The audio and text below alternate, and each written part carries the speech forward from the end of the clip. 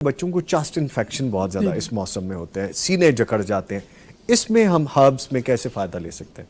Kitchen में लौंग है जी, सौंफ है और अगर मुमकिन हो तो मुलट्ठी भी मिल जाती है, पान वाली दुकान से भी मिल जाती है, पंसारी से भी मिल जाती है। लौंग, सौंफ और मुलट्ठी और एक इलायची, ठीक है, इसका कहवा बनाएं। ठीक है, अच्छा वो जिस तरह चाय बनाते हैं इस तरह कहवा बने।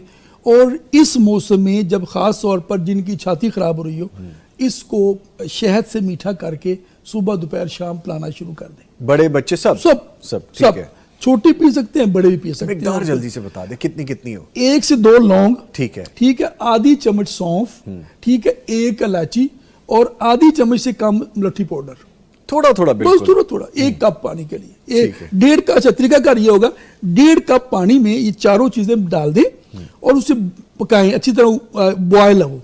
और जब ये पानी आधा रह जाए, बस एक फार्मूला, आधा पानी रह जाए, उसे छान कर शहद से मीठा करके पीना शुरू कर दें।